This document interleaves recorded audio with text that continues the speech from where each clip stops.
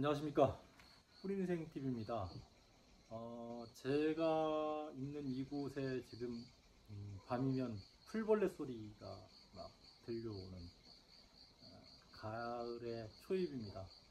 코로나로 또 인해서 코로나 블루라고 하는 게 있는데 요즘 뭐 얼마나 고생들이 많으십니까. 또 경제적으로도 어려운 상황에 놓여 있기 때문에 또 어려움을 겪고 계신 분들도 많이 있으리라고 생각합니다. 힘들 내시고요. 저는 오늘 책을 한 권 리뷰를 하기 위해서 이 자리에 앉았습니다. 그 책은 중앙대학교의 김누리 교수가 지은 책인데요. 책 제목은 우리의 불행은 당연하지 않습니다 라는 책입니다. 김 교수는 부제로 대한민국의 불편한 진실을 직시하다 이렇게 적었는데, 저는 이 책을 보면서 내내 불편했습니다. 얼마나 불편했냐면 책을 덮고 싶은데 결말을 어떻게 낼지에 대해서 너무 궁금했기 때문에 끝까지 놓지 못하고 읽었습니다. 제가 아마 이 책을 조금 더 일찍 봤다고 한다면 좀 다른 생각을 좀 하지 않았을까라는 생각도 있는데, 여하튼 이 시점에 이런 책들이 나와서 참 의미 있다라고 생각을 해서 읽었습니다.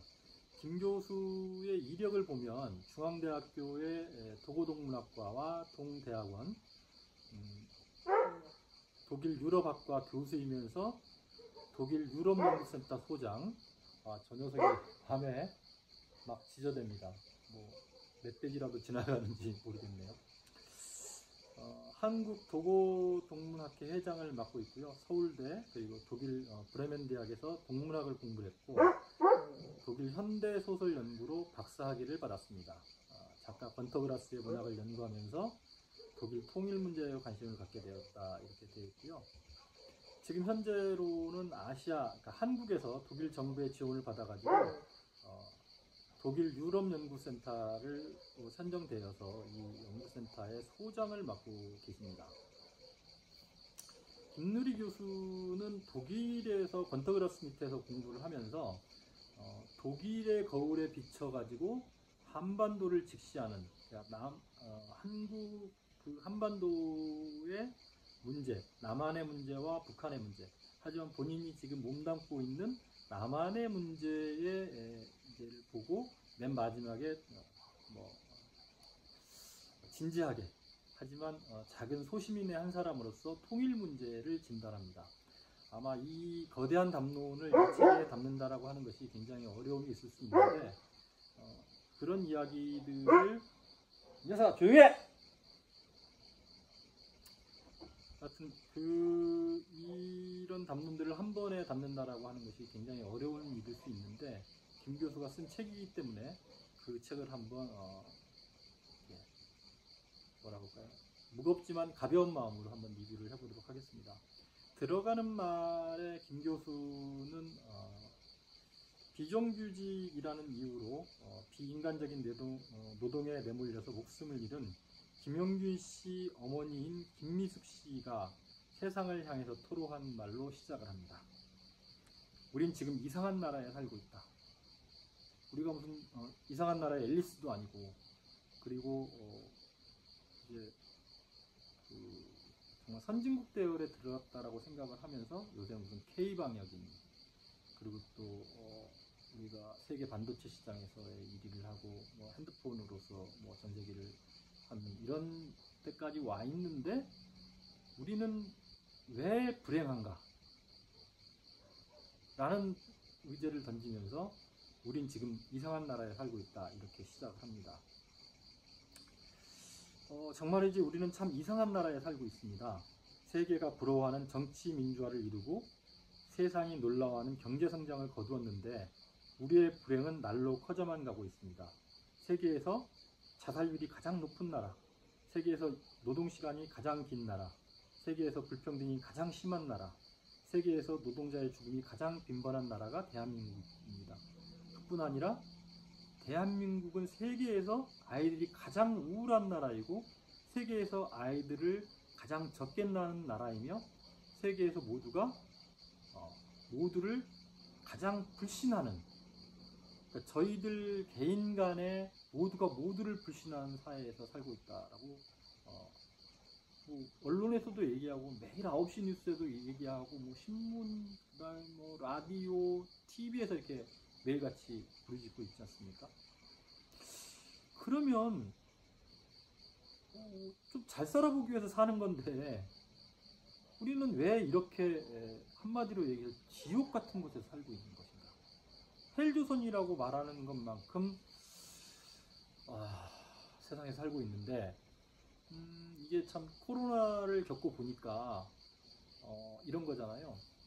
한국이 한국전쟁 이후를 살아오면서 그리고 뭐 88 올림픽을 치러내면서 그 다음에 뭐 일본과 지금 한일 관계가 뭐 이렇게 뭐 엉망이 됐습니다만 2002 한일 공동 올림픽을 끝내고 잘 치르고 난 다음에 그리고 촛불혁명이라고 하는 것들을 통해서 뭐 새로운 민간정부, 민주정부를 만들어 나가고 그 다음에 6월 항쟁을 통하고 이런 민주화 과정을 겪고 오면서 정말 잿더미 위에서 이렇게 만들었다라는 것을 가졌지만 K방역의 코로나 사태를 나고 나니까 우리가 알고 있었던 그 롤 모델이었던 미국, 그 다음에 유럽의 여러 선진국들이 별거 아니네. 그래서 우리가 이제 세계적인 표준과 스탠다드를 만들어 나가는 위치까지 왔다. 그런 위치에 와 있는 우리가 뭐 세계 자살률, 그 다음에 세계에서 노동시간이 가장 긴 나라, 그리고 세계에서 노동자의 죽음이 가장 빈번한 나라, 그리고 이 세대를 끌고 나가는 데 있어서 가장 중요한 아이들이 가장 우울한 나라라고 한다면 문제가 있는 나라가 아닌가라는 생각을 해봅니다. 그래서 이 김누리 교수는 본인의 가장 전문적인, 자기가 전문화라고 생각하고 가장 잘 아는 나라인 독일의 거울에 빗대어서 한반도를 바라봅니다. 우리가 거울을 바라보면 어떨 때는 내 모습이 이렇게 생겼어? 내지는 뭐 내가 좀 잘생겼구나, 아니면 너 이렇게 오늘 우울하니, 내지는 약간 왜곡된 거울에 비추어 봤을 때는 내가 아닌데 이상하다, 이렇게 바라볼 수 있습니다. 그러나 남이 나를 바라볼 때의 모습이 그 모습일 수 있다는 거죠. 제가 뭐 좋아하는, 예전에 어렸을 때 좋아하는 그 뭐 격언? 문구 중에 흐르는 물에는 나의 모습이 비치지 않는다. 정확하게 나의 모습을 바라보는 뭐 50, 60대가 됐을 때 내 모습이 바라본다고 한다면 그거는 정체되어 있는 물에 내 모습을 바라보는 거다. 이렇게 표현해서 정신없이 살아야 된다라고 배웠고 끊임없는 경쟁 속에 살아야 된다는 이야기를 들었습니다. 그런데 독일이란 나라도 1차 대전, 2차 대전을 일으켰던 주요 중에 하나고, 그리고 또 분단 속에서 살았던 동독과 서독을 살았고, 근데 그들은 통일을 이루었는데 우리도 역시나 이제 식민지 시대를 살고, 그리고 그 식민지 시대를 벗어난 해방 이후에 남과 북이 분단된 상황에서 지금처럼 잘 살게 되었습니다. 근데 이렇게 잘 살게 된 데까지는 좋죠. 그리고 지금 뭐 G7 국가에 들어가게 되고 K방역으로 세계의 표준 모델을 만들어 나가고 반도체로서 세계 시장을 석권하고 핸드폰으로서 경제적인 부를 축적하는 이 마당이 되었는데, 우리의 세대를 이끌어 나갈 출산율은 제로고, 그리고 아이들은 불행한 나라를 살고 있고, 그렇다고 한다면 이 나라가 과연 좋은 나라라고 할 수 있을까요? 그럼 이 좋은 나라를 만들지 못한 것이 누구 탓이냐? 우리가 뭐 얘기하는 무슨 외국? 그거를 적절할 때 해결하지 못했다. 또 계급을 해소하지 못했다. 그리고 이 안에 있는 여러 가지 그 모순점들을 해결하지 못했다라고 얘기하고 있지만, 김누리 교수는 결정적으로 독일과 유럽과 한국이 가장 큰 차이점을 나타내는 거의 중심에 86혁명이 있다라고 얘기합니다. 68혁명이 있다라고 얘기합니다. 그 68혁명이라고 하는 거가 유럽의 전체적인 표준을 만들어냈고, 그리고 그 사이클이 지금 전체적인 지식 체계나 그 국가를 형성하는데 매우 중요한 역할을 했다라고 얘기하면서 그 바람이 미국에도 가고 또 일본까지 왔는데 한반도에는 상륙하지 못한 겁니다. 68년이 제가 태어난 해입니다. 제가 태어난 해에 과연 그러면 유럽에서는 어떤 일이 일어났을까? 이런 생각을 하면서 이 책을 보게 되었죠. 그러면서 제가 많이 봤던 것들, 제가 되게 충격을 받았던 부분 중에 하나는 미국이 이제 더 이상 우리들이 알고 있었던 국제 표준 모델이 아니다라는 얘기를 이 안에서 합니다. 유럽 국가들 중에 저 독일도 뭐 여러 번 가보고 유럽 국가들을 여행도 해보고 이렇게 생각했지만 저는 완전히 사고의 체계가 다른 사람들이다.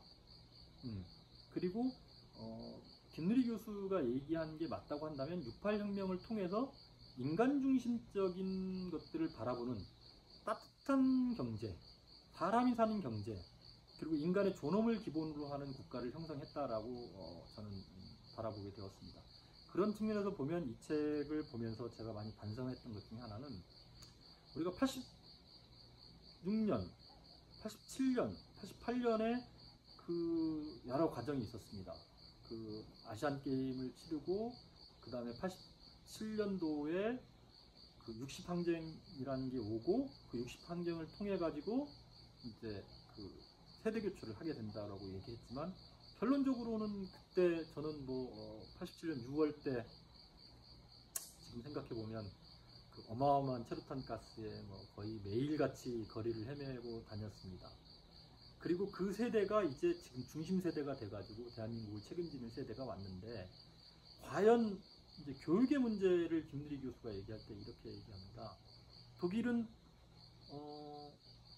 아이들이 학교에 가서 시험을 볼 때 시험 날짜를 공개하지 않는다고 그러네요. 왜냐하면 시험 날짜를 공지하게 되면 부모들이 아이들을 공부를 시킬까봐 기습적으로 시험을 본다는 거예요. 그리고 대학을 갈 때 우리처럼 수능 수업부터 시작해가지고 솔직하게 얘기하면 어느 선생님들이 이렇게 얘기했잖아요. 본인들도 대학 입시의 제도가 어떻게 돼 있는지 모를 정도로 복잡하다. 대학을 갈 수 있는 방법이 수백 가지가 있다. 이렇게 얘기할 정도로 복잡해졌습니다. 그런데 대부분의 학생들은 그 수능 점수를 올리기 위해서 아니면 내신 성적을 올리기 위해서 끊임없이 노력하고 있죠. 과외를 하고 앞으로 선행 수업을 하기도 하고 심지어는 아이들의 이렇게 영어 교육을 위해서 혀 밑에 저기를 잘라가지고 발음을 더 좋게 만들기도 하고 이렇게 하고 있을 정도인데 독일이라는 나라는 그냥 졸업시험 한 번만 보면 그걸로 끝이라는 거죠. 그리고 대학을 그 시험에서 과락, 그러니까 떨어지지 않으면 자기가 원하는 대학에, 원하는 과에 언제라도 학교를 갈 수 있다. 충격적이지 않습니까? 저희는 단 한 번의 실수가 그냥 어느 그 학력고사라고 하는 거나 무슨 졸업시험 전체적으로 치러진 졸업시험을 통과만 하게 되면 여태까지 전체적인 성적과 상관없이 이렇게 원하는 대학에 원하는 과를 가게 된다. 대한민국의 교육이 이렇게 변하면 얼마나 혁명적인 일들이 일어날까요? 저도 고등학교 다닐 때까지 줄곧 대학이라고 하는 거를 향해서 올골인을 해서 가서 마지막에 대학을 가고 나니까 허탈하기도 하고 몰랐던 것들을 이제 호기심에 접해서 접하기도 하고 해보기도 하고 그렇기 때문에 여태까지 쌓아왔던 초등학교 6년, 국민학교 6년, 중학교 3년, 고등학교 3년이 그냥 하루아침에 무너지게 되는 경우가 있을 수도 있고 그리고 제가 선택한 과가 내가 이거 정말 좋아서 한다라고 하는 생각을 가질 수 있는데, 독일에서는 그 과와 대학을 맞지 않으면 언제든지 교체해서 가서 볼 수가 있다는 거죠. 그리고 대학을 가게 되면 등록금이 공짜랍니다. 그리고 등록금이 공짜고, 학교를 다니면 학교를 다니는 돈을 주는 거예요. 거의 지금 뭐 물가가 상승했으니까 한 80만에서 90만원 정도를 준다고 그러는데, 그보다 더 들어서 한 100만원 정도를 공짜로 주는 거죠. 공짜라고 하기엔 그렇고, 하여튼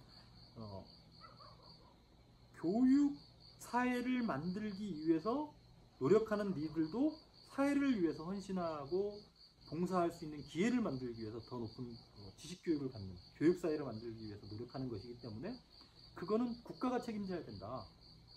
그렇기 때문에 돈을 준다는 거예요. 한국의 대부분의 대학이 거의 뭐 84%, 90%에 가까운 대학들이 다 사립대학입니다. 그 사립대학의 등록금을 코로나 사태 때 반환해달라고 학생들이 시위도 하고 뭐 여러 가지 요구도 하고 그랬었는데,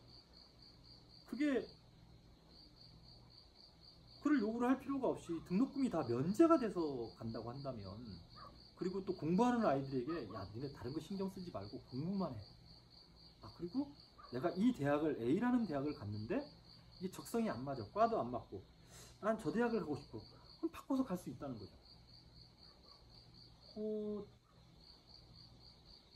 저희 나라가 노벨 문학상, 뭐 화학상, 물리학상 이런 거 다 못 받은 거에 가장 큰 거의 핵심은 교육에 있다는 거잖아요.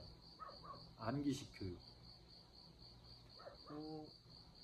제가 본 어느 이야기들 중에, 아마 이것도 김누리 교수가 어느 강연에서 했던 걸로 기억을 합니다만, 독일에 있는 한 TV가 한국의 르뽀를 왔대요. 세계 수학 대회, 뭐 올림피아드 같은 데에 가면 한국 애들이 1등을 한다는 거죠. 독일 애들은 그렇지 않고, 야, 한국이라는 나라가 정말 대단하다, 그럼 취재를 한번 가보자 그래가지고 교육 프로그램을 다루기 위해서 왔는데, 와서 보니까 입시 문제에 수많은 경쟁으로 내몰린 아이들, 세계에서 가장 우울한 세상을 사는 아이들, 이런 문제가 돼가지고 사회 문제를 다루는 프로그램으로 변경돼서 방영됐다고 합니다. 코미디 아닙니까, 코미디? 기본적으로 한국 사회가 가지고 있는 그것 중에, 아까 86세대, 80년대 학교를 다니고 살았던 저희들 세대죠. 저희들 세대에는 막 이렇게 대학 과 사무실 앞에 이렇게 각 기업에서 온 이력 입사원서가 쌓여 있기도 했고, 또 증권사에도 갈 수가 있고 이랬었는데, 그렇지 않고 있었던 친구들의 대부분들이 뭘 했냐면, 그때는 뭐 입주가이드를 할 수 있었고 이렇게 해서 벌었던 친구들이 대부분 다 학원을 열었습니다. 지방으로 가서 열기도 하고 서울에서 열기도 하고, 그래서 쪽집게 교사를 하기도 했었는데, 그게 결론적으로는 한국 사회를 가장 변화의 주도 세력으로 갔던 86세대가 한국 사회를 가장 모순된 사회, 오류의 사회를 만드는데 가장 혁혁한 데 앞장섰다는 거죠. 슬픈 현실입니다. 그리고 정치민주화는 일정 정도 이루었지만, 경제민주화, 그 다음에 사회민주화, 그 다음에 문화 쪽의 민주화, 정치 쪽에서도 이 김누리 교수가 이런 표현을 했었는데, 어떤 표현이냐면, 지금 정확하게 지금 어딘지 찾아봐야 되겠습니다만, 메르켈 메르켈이 그 독일에서는 그 이렇게 진보 쪽에 있는 당이 아니라는 거죠. 그러니까 보수 쪽에 있는 기민당인데, 그 기민당의 메르켈이 한국에 와서 만약에 대통령 후보로 출마를 한다, 그 정강 정책을 가지고 출마를 한다 그러면 완전 레프트 중에서도 상 레프트로 간다는 거예요. 그런 측면에서 보면 한국에 지금 서 있는 입장 안에서 그 한국이라고 하는 나라가 가지고 있는 정체성의 그 이데올로기의 위치는 진보가 아니고 보수 쪽에 다 있다, 이렇게 얘기하죠, 정치 지형이. 그러면서 여태까지 지금 뭐 민주당과 지금의 뭐 국민의힘, 그 새누리당, 한나라당, 이런 당들이 기본적으로 보수의 가치를 갖고 있는 당과, 그리고 기본적으로 한국 사회를 지탱해 왔던 수구 세력들의 그 과두 정치 형태지 결코 진보와 보수의 관계가 아니다. 어떻게 보면 맞는 지적이라고 저는 생각합니다. 이 두 세력이 가지고 있는 것들을 가장 정확한 잣대로 메르켈이 과연 한국에 와서 독일의 가장 그 우파 정당이 한국의 가장 좌파 정당보다 더 좌파적인 것이 현실이다, 그 정도로 한국 전체 지형은 극단적으로 우명화되어 있다, 이렇게 표현했어요. 참 대단하지 않습니까? 그리고 여기 제가 이 책을 보면서 어떤 부분에 있어서 깜짝 놀랐냐면, 독일에서 이제 86혁명이 일어나고 난 다음에 대항민주화를 부르짖는 가운데 그 학교에서 총장 선거를 하게 되는데, 그 총장 선거에 총장으로 당선되는 사람이 누구냐면 대학교 조교가 총장이 됩니다. 이게 대한민국이 아무리 민주화됐다고 생각하지만 대학의 주체가 만약에 학생, 그 다음에 교수, 뭐 이렇게, 그 다음에 그 학생과 조교를 연결시켜주는 조교, 이렇게 이제 독일에서는 평가를 한다고 그래요. 그 3개 축이 있다고 한다면 그 3개 축이 주축이 돼가지고 총장으로 출마를 할 수 있는 게, 대학의 주인이면 누구나 출마할 수 있는 거 아닌가요? 사상의 그 생각의 사고의 범위가 이만큼 벗어나 있는 사람들이 있더라고요. 그러니까. 그리고 나서 출마를 했는데 그 중에 조교가 당선이 되는 거죠, 총장은. 또 한 번이 아니라 2번에 걸쳐서. 그럼 대학 사회가 얼마나 발전할 수 있겠습니까? 그러니까 교육은 교육적인 측면에서, 사회적인 구조를 타파해 나가는 부분에서는 그 정도로 되는 데다가, 지금 현재 이제 독일의 정치적인 지형을 보면 그 지금 현재 자본주의적인 것보다는 자본주의에다가 자본주의의 그 악의성, 그러니까 악마성, 돈에 의해서 돈이 수탈되는 구조, 그 다음에 사람이 착취되는 구조에 그 문제가 있다는 겁니다. 자본주의의 가장 큰 문제 중에 하나는 구조적인 문제이겠지만, 본인의 노력과 능력과 관계없이 한 뭐 20%? 10%에서 20%의 실업률은 항상 있을 수밖에 없다는, 자본주의의 자본의 생리에 의해서. 그렇다고 한다면 그것이 개인의 문제가 아니라 자본주의가 갖고 있는 기본적인 속성이라고 한다면 그건 사회적으로 해결해야 되는 문제다, 사회 문제다. 그래서 그거를 보존해주고, 그리고 새로운 직업을 찾을 때까지 국가에서 책임져야 된다. 그래서 실질적으로 실업수당을 주고 새로운 직업을 찾아 나갈 수 있을 때까지 보호를 해주고 도와줘야 된다는 것이죠. 이런 거가 제가 봐서는 지금 현재 대한민국이 처한 현실과 전혀 다른 거죠. 교육에서는 아이들에게 경쟁하는 게 아니라 내가 정말 좋아하는 거, 나는 공부를 해야 되겠어 하면 공부를 하는 거고, 그리고 내가 꼭 스카이 대학을 가기 위해서 목숨 거는 게 아니라 내가 그런 필요한 게 있으면 아까 좀 놓친 게 있는데 내가 뭐 저희도 나라도 마찬가지겠지만 이제 뭐 스카이 A 클래스에 있는 대학에 되게 인기 있는 과들이 있다라고 그래요. 의과대학과 법과대학이라고 그러는데 이거를 뽑는데 가장 1순위는 대기를 얼마나 했느냐가 제일 중요한 문제라고 하는 겁니다. 그게 뭐냐면 언제든지 대학을 갈 수가 있다고 그러니까 올해 시험 보고 올해 대학을 그러니까 고등학교를 졸업하면서 졸업시험을 보고 나서 그 졸업시험을 패스만 하기만 하면 대학을 가는 거죠. 나는 한 5년 정도 뭐 돈을 좀 더 벌고 사회생활 하다가 가겠어. 뭐 아니면 한 3년 정도를 기다리면 그 기다리는 그 점수가 가장 큰 점수가 돼가지고 자기가 원하는 대학을 갈 수가 있다는 거예요. 머리 터져라고 공부하지 않아도 대학을 갈 수가 있다.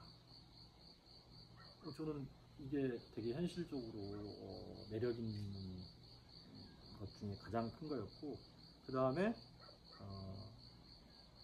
대학교의 총장 선거를 해가지고 선출을 하는데 조교가 2번에 걸쳐서 아마 한국 사회에서 난리가 났었을 겁니다. 대학 교수들이 가만히 있겠어요? 보직 교수부터 시작해가지고. 그런 측면에서 보면 우리나라에서도 대한민국에서 6.8 혁명에 그게 왔어야 되지 않나. 네. 저희 나라 6.8 혁명이 왔을 때 지금 제가 생각해보면 제가 68년도에 태어났는데 초등학교에 들어갈 때 제가 살고 있는 이 지리산에 전기불이 들어왔거든요. 뭐 우리가 경제적인 부분에서 굉장히 발전을 할 수 있었던 것 중에 하나는 뭐 한국전쟁이 일어나고 난 다음에 미국 자본이 들어왔고 세계 경제적으로 도움을 줄 수 있는 구호 경제가 있었었고, 그리고 또 저희들의 한강의 기적이라고 하는 것들이 통해서 이 경제적으로 성장을 할 수 있었지만, 아마 거기에서 약간의 인간의 모습을 한 따뜻한 자본주의가 들어왔다고 한다면 지금보다는 보다 더 탄탄한 경제구조와 민주적인 사람 사는 저기가 되지 않았을까. 그렇게 되면 비정규직으로 죽었던 김용균 씨의 어머니인 김미숙 씨가 우린 지금 이상한 나라에 살고 있었다 이런 말은 하지 않았다라는 생각이 듭니다. 김누리 교수는 통일 문제를 얘기하면서 독일 통일에 대한 오해와 진실이라고 적는 페이지가 있습니다. 우리가 흔히 생각하기를 독일의 통일은 서독에 의한 동독의 흡수 통일이다 이렇게 생각을 하고 있다라고 얘기를 하는데, 독일에 가서 박사학위를 받고 온, 그리고 독일의 전문가라고 얘기를 하고, 그리고 아시아에서 3번째로, 그러니까 도쿄대, 베이징대에 이어서 아시아에서 3번째로 독일 정부의 지원을 받는 독일 유럽 연구센터로 선정되어서 센터장을 하고 있는 김누리 교수가 얘기하는 독일 통일은 동독에 의해서 통일이 가능했고, 독일 사람의 선택에 의해서 지금의 독일이 있다는, 통일 독일이 있다는. 만약에 통일이 정말 예수 그리스도가 재림해서 오듯이 도둑처럼 온다고 한다면, 어느 날 갑자기 도둑처럼 온다고 한다면, 한반도 뭡니까? 독일의 베를린 양전을 막 망치로 쳐가지고 막 부수는 그런 이벤트가 일어나는 것처럼 한반도에 155마일에 걸쳐 있는 저 철의 장막, 그 DMZ의 철책이 막 뜯겨지고 이렇게 남북의 통일이 이루어진다고 한다면, 그리고 나서 선거를 치른다고 한다면, 과연 누가 캐스팅 보트를 질 것인가라고 김대리 교수는 물어보거든요. 결론적으로 얘기하면 그 캐스팅 보트는 북한 사람이 쥔다는 거예요. 북한의 인구가 지금 한 2천만 정도 된다고 그러면 저희의 인구 비례로 봤을 때 지금 현재 선거를 하게 해서 만약의 경우에 당락을 결정한다. 그러면 50만 표를 넘어서 이렇게 이긴 경우가 두 경우가 있는데, 그 하나의 경우가 그 MB, 그리고 하나의 경우가 문재인 정부, 이렇게 돼 있는 거거든요. 나머지는 굉장히 박빙의 차이에 의해서 엎치락뒤치락 하면서 정말 어렵게, DJ 같은 경우에는 DJP 연합을 만들어서 정말 어렵게 집권하지 않습니까? 그 몇십만 표를 좌지우지 해가지고 대통령 선거에 당선이 되는데, 만약의 경우에 어떤 후보를 선택하는 데 있어서 가장 큰 캐스팅 보트를 가지고 있는 200만 표가 어느 순간에 더해지는 거죠. 통일이 되고 나면. 그러면 그 200만 표를 향해서 구애해야 하는 정치 전략을 가지 않고서는 대통령이 될 수가 없는 겁니다. 캐스팅 보트는 북한에 있는 북한 주민들이, 북한에 있는 국민들이 이제 갖게 되는 거죠. 그러면 그 사람들이 어떻게 현재 자본주의 국가의 경쟁을 이해할 거고, 그리고 또 만들어지는 세상에서 어떻게 경제 활동을 잘 할 수가 있고 안정적인 체제를 갖춰 나갈 수 있을 것인가, 급격하게 다가오는 것들을 완충시켜 줄 수 있는 방법은 무엇이 있을까 라는 것들을 준비해야 된다는 겁니다. 사실 이렇게 얘기하는 것조차도 어떤 방법에 있어서인가나 가장 우위적인 방법의 통일을 가정해 놓은 상태 속에서 이야기를 하는 거라고 저는 생각이 들어서 좀 어렵긴 한데, 김누리 교수가 이 책에서 뭐라고 얘기하냐면, 독일 내부에서는 유럽이나 전 세계적으로 독일이 통일되는 거를 전 세계적으로 다 반대했고, 유럽과 다 반대해서 독일 내부에서는 우리나라 같은 통일부 장관 이런 게 없다는 거예요. 그냥 내부 관계를 다루는 부서가 있었다라고 하는 거죠. 근데 그 사람들이 만들어 놨던 게 뭐냐면, 소독에서는 환영비라고 하는 명목으로 동독 1인당 100마르크씩을 지급했다고 합니다. 그러니까 사람이 오면, 동독 사람이 소독에 오면 신기하니까 와볼 거 아니에요. 이제 통일을 되고 이러니까. 만약에 평양에 있는 사람이 철책을 넘어가지고 통일이 됐으니까 와서 보면 그냥 증명만 내밀면 1인당 100마르크씩을 지급을 했는데, 우리 돈으로 따지면 한 5만원 정도 금액이래요. 이걸 준비를 해놓은 겁니다. 그래서 사람들이 막 줄을 서서 이거를 이렇게 이제 산다는 거예요. 근데 이 사람들의 모습을 영화로 만든 다큐멘터리 영화가 있는데, 그게 뭐 굉장히 코믹하면서도 감동을 준 영화로 개봉 당시에 그에 가장 많은 관객을 모으기도 했다고 그러는데, 아직 이 영화를 못 봤습니다. 한번 검색을 해서 봐야 되겠는데, 이 굿바이 레닌을 보면 그 안에 그 사람들이 100마르크의 돈을 가지고 제일 먼저 간 데가 어딘지 아십니까? 섹스샵을 갔대요. 섹스샵. 실제로 그날 독일 통일이 이루어진 날 돈을 받아가지고 동독인들이 대부분 다 많은 섹스샵을 갔다고 그럽니다. 그리고 그날 저녁에 이 바나나를 한 봉다리씩 사가지고 동베를린으로 돌아왔다라고 그러는데, 그게 통일을 만끽하고 그 다음에 그걸 현실화 시켰을 때 그 돈을 준비했다는 것도 참 놀라운 일이지만, 바나나를 사가지고 갔다. 내지는 섹시숍을 갔다.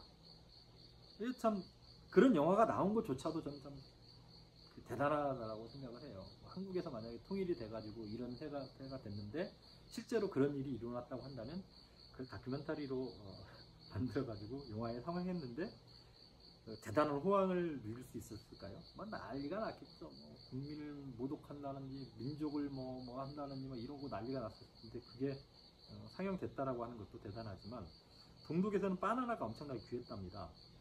바나나가 제3세계 사람들의 노동력을 착취하는 상징적인 상품이라고 여겨져 가지고 수입을 금했기 때문에 그래서 그 귀한 바나나가 서독에 가서 보니까 싼 값에 지천으로 깔려 있으니까 그걸 섹스숍에 가고 남은 돈으로 그거 사가지고 집에 간 거예요.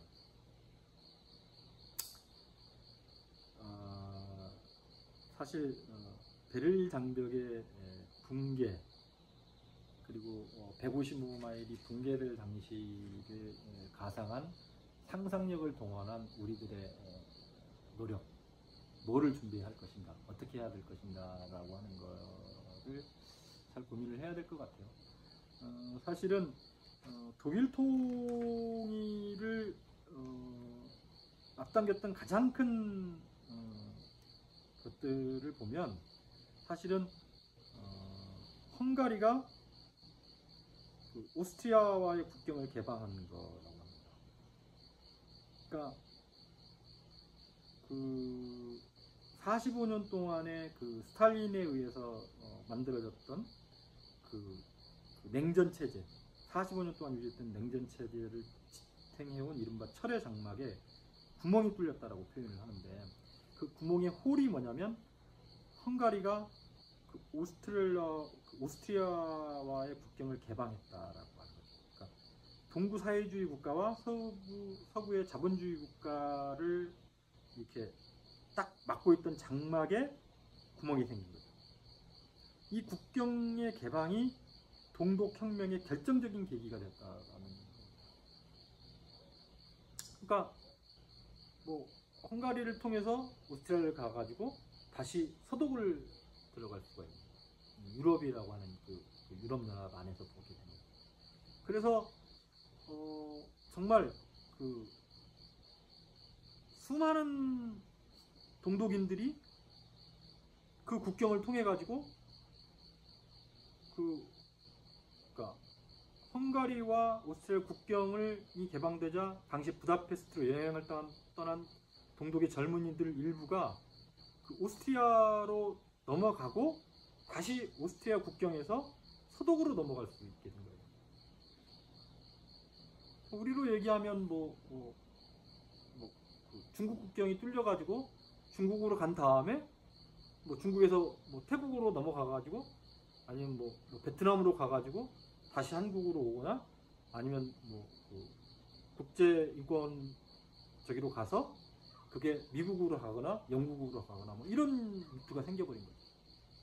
그러니까 국경을 닫아달라고 끊임없이 얘기를 해가지고 국경을 닫는데 한 번 자유의 물결로 돌아온 동독 사람들이 그 안에서 막 시민단체도 만들고 젊은 민주화 단체도 만들고 그래가지고 민주화와 여행 자유화가 이루어지면서 철의 장막에 구멍이 나기 시작한 거죠. 이것이 독일에서 독일 통일을 이끌었던 가장 중요하게 여기는 부분으로 봐야 되는데 저는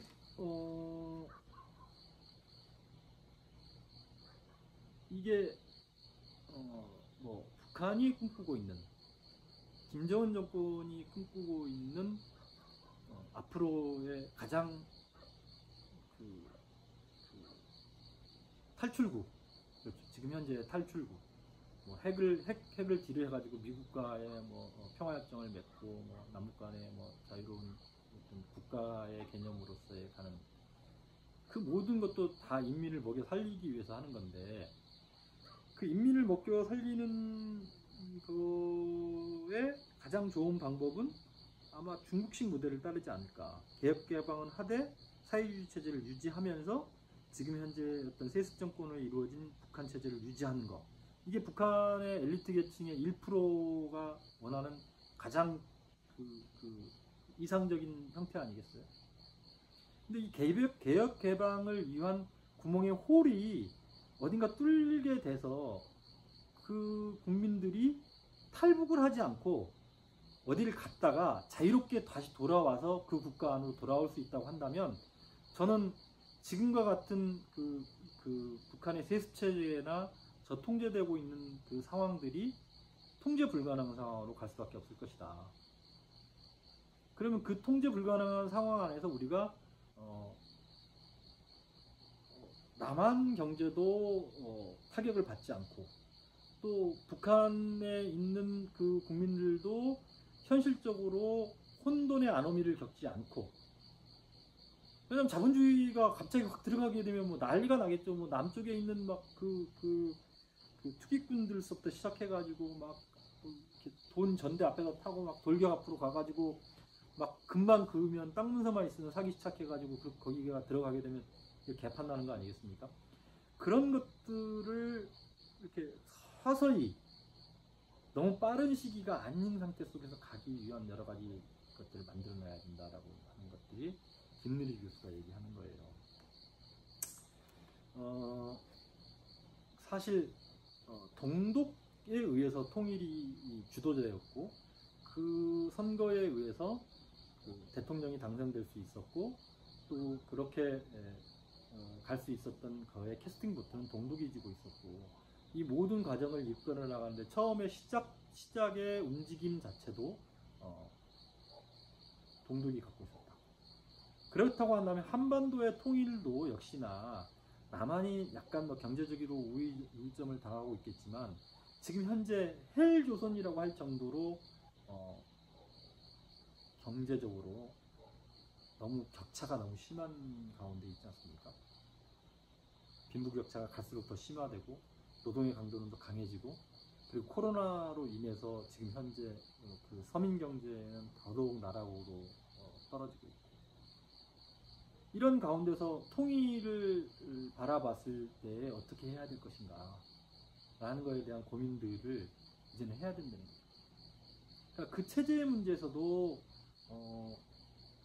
국가를 인정하고 그냥 국가의 국가대로 가거나, 아니면 연방주의 국가로 가거나, 아니면 통일로 가는데, 이 세 가지 중에서도 가장 우선적으로 해야 되는 것은 남북 간의 냉전 체제를 해소해야 된다. 전 이 부분에 대해서는 100% 동감합니다. 남북 간의 냉전 체제를 해결해야 된다라고 하는 거를 최우선 과제로 삼아야죠.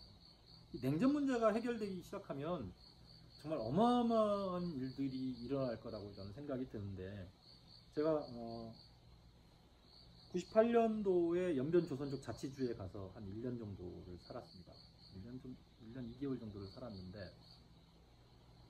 저는 그때 뭐 두만강과 뭐 압록강은 뭐 수시로 다녀서, 뭐 저도 지금 현재 가도 어디가 어딘지를 알 수 있을 정도의, 그리고 강 건너 어디를 가면 그 탈북자들이 주로 넘어오는 루트가 있을 정도를 알 정도로 그렇게 많이 다녔습니다. 그리고 중국에서 블라디보스톡으로 올라가는, 연해주 쪽으로 올라가는 그 국경에 육로가 있습니다. 그 육로를 타고 그 연해주까지도 가보기도 했고요. 또 연해주 쪽에서 다시 훈춘 쪽을 통해 가지고 중국 쪽으로 돌아와 본 경우도 있고, 또 대련을 통해서 배를 타고 또 이렇게 그 한국을 와보기도 하고, 비행기를 타고도 가본 적도 있고요. 또 직접 북경에서부터 기차를 타고 연변까지 와본 경험들도 있고, 이 수많은 경우를 보더라도 정말 한반도의 냉전 체제가 해소되고 나면 우리가 연해주까지, 블라디보스톡을 넘어가는 데까지를 우리의 경제권 안으로 갈 수만 있다고 한다면 이건 어마어마한 사태가 벌어지는 겁니다. 저는 그 냉전 체제가 돼서 정말 총뿌리를 겨누지 않고 우리의 경제권을 형성하게 된다고 한다면, 지금 이렇게 그 일본을 밑으로 두고 있는 그 지도, 토끼가 이렇게 뭐 달려 있다라고 하는 그 지도를 역으로 뒤집어서 우리가 정말 대륙으로 진출하는 첫 교두보의 출발점이 될 수 있는 사고의 대전환이 올 수가 있고, 그리고 뭐 기차 타고 뭐 흔히 얘기하듯이 뭐 우리 지금 뭐 얘기하듯이 통일 이후에 기차 타고 유럽 여행 가고 뭐 차 한 대 렌탈해 가지고 그냥 대륙으로 해 가지고 아프리카까지 돌아서 다시 이렇게 중국으로 해서 이렇게 돌아올 수 있는 그런 경제 구상이 가능하다라고 하는 거죠. 그래서 통일을 어떻게 흡수 통일이니 이렇게 그런 거 말고 그냥 서로가 경제적인 또 민족이니까 국가 개념과 민족 개념은 좀 다른 거잖아요, 사실은. 민족 개념을 두고 그냥 국가를 이렇게 가는데 같은 민족이 잘 살 수 있게 올려주는 것, 그리고 국가로 인정하고 가는 데 있어서 제일 중요한 냉전을 허물어보자, 뭐 그런 구상을 좀 하고 실천을 해서 양국이 좀 잘 살 수 있게, 서로를 인정할 수 있게 살아가는 게 더 좋지 않느냐라는 생각을 해요. 그런 부분에서는 김누리 교수가 지적했던 거의 100% 저는 찬동합니다. 김누리 교수는 이 책에 그 들어가는 말에 이렇게 얘기하고 있습니다. 한국 사회를 이탈리아 철학자 프랑코 베라르디는 죽음의 스팍테클에서 한국 사회의 특징을 4가지로 짚었다라고 얘기하고 있는데, 끝없는 경쟁, 극단적 개인주의, 일상의 사막화, 생활 리듬의 초가속화가 그것으로 이렇게 4가지를 짚고 있는데, 우리의 세대들을 정말 끊임없는 경쟁으로 내몰고 있고, 내부적으로는 공동체를 상실해가지고 누구를 챙겨주거나 뭐 이렇게 가는 것이 아니라 정말 극단적인 개인주의로 몰아붙이고 있고, 일상생활은 정말 사막화될 수 있을 정도로 완전히 그냥 부서져 있고, 그리고 생활의 리듬은 초가속화, 그냥 가속화의 속도로 엑셀레이팅 되는 게 아니라 그냥 울트라 슈퍼 아니면 하이퍼 뭐 이렇게 초가속화로 되어 있다라고 진단을 하는 거죠. 이런 헬조선 안에서 우리가 이제 독일이라고 하는 그 뭐 대학 시험도 보지 않고 학교에서 선거를 대학에서 선거를 하는데 대학 조교가 총장이 되는 나라, 그 다음에 우리가 해볼 수 있는 민주주의는 다 해보자라고 주장했던 그 68혁명을 경험해보지도 못했고, 또 86세대들이라고 하는 대한민국의 정말 지금 현재로는 이제 기득권이고 기성세대가 된 저희들 세대가 정치민주화를 이루긴 했지만, 그 정치민주화가 사실은 그냥 수구와 보수가 다투는 그냥 그 과두 체제에 불과했다. 그리고 진정한 보수를 대변할 수 있는 보수의 목소리는 대한민국에 거의 없다. 지금 뭐 정의당 정도나 뭐 노동당 정도가 있을 뿐이죠. 의회에 진출해 있는 거는 지금 뭐 정의당 수준인 거고. 그런데 이 대의민주주의 안에서 우리의 그 정치 현실이 변하지 않고서는 대한민국이 변할 수 없다라고 얘기해요. 이게 무슨 대한민국이 무슨 그 국회의원을 뽑는 게 무슨 전문가를 뽑는 게 아니잖아요. 민주주의의 기본은 대의민주주의인 거예요. 대의민주주의. 내가 어느 세력을 대표하는 거죠. 그게 무슨 내가 잘나서 그런 거 아니잖아요. 농민의 목소리를 대변하고, 학생의 목소리를 대변하고, 여성의 목소리를 대변하고, 노연층의 목소리를 대변하고, 아이들의 목소리를 대변하고, 대한민국 전체를 이끌어나갈 수 있는 지금 현재 가장 큰 아젠다를 가지고 그걸 대변하는 거고, 그게 의회민주주의의 대의민주주의의 기본 기본인데, 한국은 그런 측면에서 보면 가장 큰 연령대인 청년들이나 젊은이들을 대변할 수 있는 세력이 별로 없다. 또 그 농민이나, 제가 이제 내려와서 살아보니까 농민이나 노동자들의 목소리를 담아낼 수 있는 세력은 거의 없다. 아마 이런 대의민주주의의 대표, 그러니까 지역에 있는 대표들이나 사회 각층에 있는 계층에 있는 사람들의 그 대의민주주의가 이루어졌다고 한다면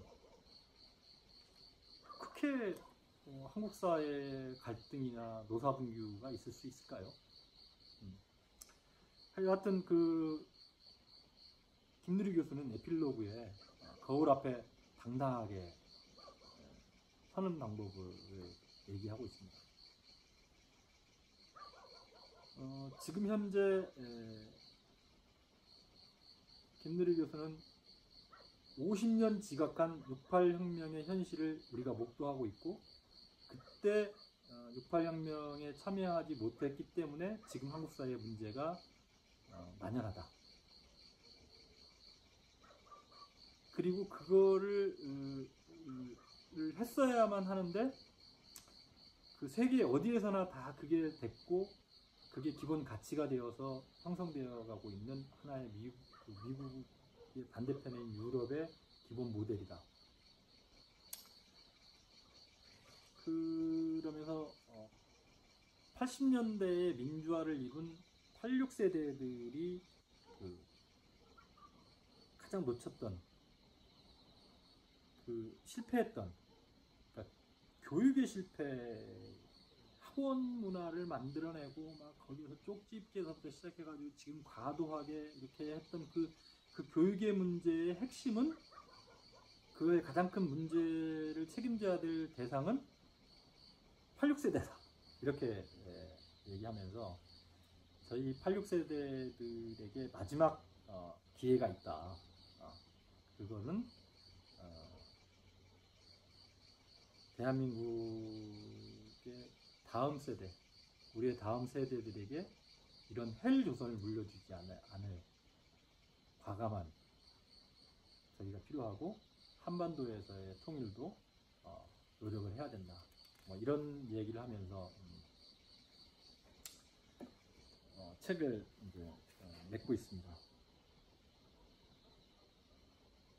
하여튼 김누리 교수가 이야기하는 대한민국의 미래, 그리고 앞으로 살아가야 될 우리의 가치, 이런 거를 되돌아볼 수 있는 좋은 책이었다고 생각을 하고요. 뭐 제 얘기를 들으시면서 여러분도 불편하실 수 있습니다. 저는 이 책을 읽으면서 매우 불편했고요.